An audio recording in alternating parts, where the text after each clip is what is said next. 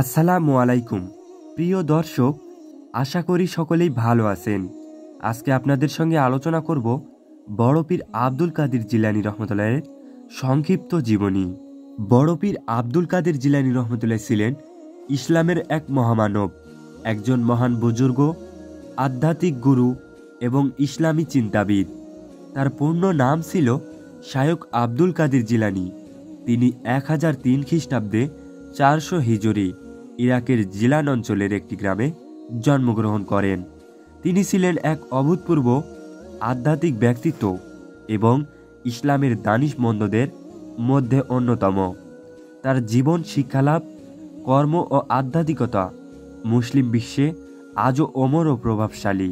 আব্দুল কাদের জিলানী রহমতুল্লাহ ইরাকের জিলান শহরের এক অভিজ্ঞান পরিবারে জন্মগ্রহণ করেন। তার পিতা ছিলেন হযরত আবু সাঈদ, যিনি অত্যন্ত নির্ভীক ও সৎ ব্যক্তিত্ব ছিলেন। তার মাতা ছিলেন অত্যন্ত ধার্মিক ও পুণ্যাত্মা। শৈশবে পিতামাতার আদর্শ ও তত্ত্বের প্রভাব তার জীবনে গভীরভাবে পড়েছিল। তিনি খুব অল্প বয়সে কোরআন ও ইসলামী শিক্ষা লাভ শুরু করেন এবং এই বিষয়ে অগ্রগতি অর্জন করেন। হযরত আব্দুল কাদের জিলানী রহমতুল্লাহ তার শিক্ষা জীবনে বহু ইসলামী পণ্ডিতের কাছ থেকে শিক্ষা লাভ করেন। তিনি প্রথমে সঠিকভাবে কোরআন ও হাদিস শিক্ষা গ্রহণ করেন।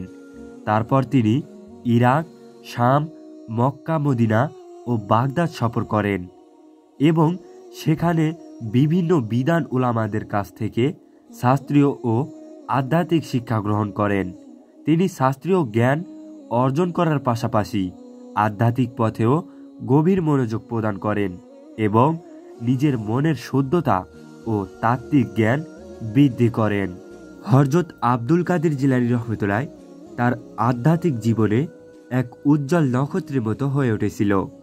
তিনি শাস্ত্রীয় শিক্ষা এবং তাজরিবি অর্থাৎ আধ্যাত্মিক অনুশীলন এর মাধ্যমে আত্মবিশ্বাসী ও পরিপূর্ণ হতে সক্ষম হন।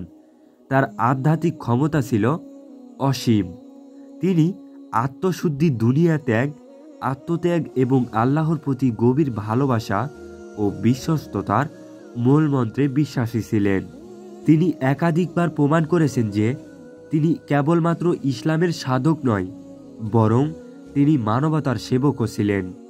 তার নির্দেশিত পথ অনুসরণ করে বহু মানুষ আধ্যাত্মিক মুক্তি লাভ করেছে। তার বিশেষত ছিল তার সাদামাটা জীবনযাপন, অগণিত দুঃখ দুর্দশার মাঝে আল্লাহর প্রতি তার বিশ্বাস বজায় রাখা এবং ধর্মীয় কাজগুলো অত্যন্ত নিষ্ঠার সঙ্গে পালন করা। হযরত আব্দুল কাদের জিলানী রহমতুল্লাহ ছিলেন ত্যাগী, পরহেজগার ও আল্লাহর প্রতি অনুগত। তার খিলাফত বা নেতৃত্বের সময় তিনি ইসলামিক সমাজে নানা রকম দানশীলতা, ত্যাগ ও অনুগ্রহের মাধ্যমে সুনাম অর্জন করেন। তিনি মুসলমানদের বিভিন্ন সমস্যার সমাধান করতেন। একদিকে ছিলেন শক্তিশালী ধর্মীয় নেতা, অন্যদিকে মানবতার উন্নতির জন্য চেষ্টা করতেন।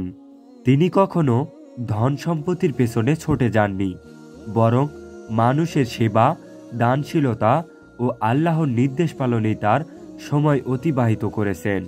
তার শিক্ষা ছিল যে একজন মুসলিমের মূল লক্ষ্য হওয়া উচিত আল্লাহর সন্তুষ্টি অর্জন করা এবং দুনিয়াবি চাওয়া পাওয়া থেকে বিরত থাকা। হযরত আব্দুল কাদের জিলানী রহমতুল্লাহ ছিলেন একজন প্রখ্যাত ওলি এবং তার হাতে অসংখ্য মজেজা সংগঠিত হয়েছে।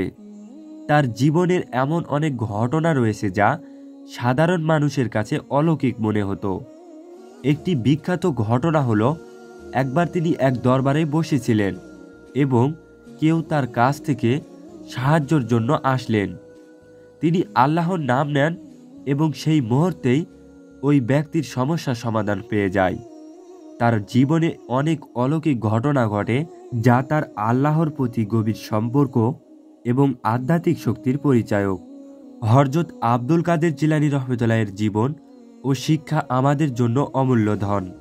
তার শিক্ষা হলো আত্মবিশ্বাস, আল্লাহর প্রতি খোদাভক্তি, সৎ জীবনযাপন, বিশ্বব্যাপী শান্তি ও পরম সেবায় বিশ্বাস। তিনি বলেছেন, আল্লাহকে জেনো, তার উপাসনায় মগ্ন হও, মনের মধ্যে একটা ইচ্ছা রাখো, আল্লাহর সন্তুষ্টি ও তার দিকে ফিরে যাওয়ার চেষ্টা করো। হযরত আব্দুল কাদের জিলানী রহমতুল্লাহ ছিলেন এক মহামানব, যিনি ইসলামের আধ্যাত্মিকতা, সৎ জীবনযাপন এবং মানবতার কল্যাণে এক অসীম অবদান রেখেছেন। তার জীবন ও শিক্ষা আজও আমাদের জন্য প্রেরণার উৎস এবং তাকে অনুসরণ করে আমরা আরও ভালোভাবে জীবনযাপন করতে পারি। তার নিঃস্বার্থ সেবা, তার জীবন দর্শন এবং আল্লাহর প্রতি নিবেদিত বিশ্বাস সকল মুসলিমদের জন্য এক মূল্যবান শিক্ষা। তো প্রিয় দর্শক, এই ছিল আমাদের আজকের এই ভিডিও। কেমন লাগলো অবশ্যই কমেন্ট করে জানাবেন। সবাই ভালো থাকবেন, সুস্থ থাকবেন। আল্লাহ হাফেজ।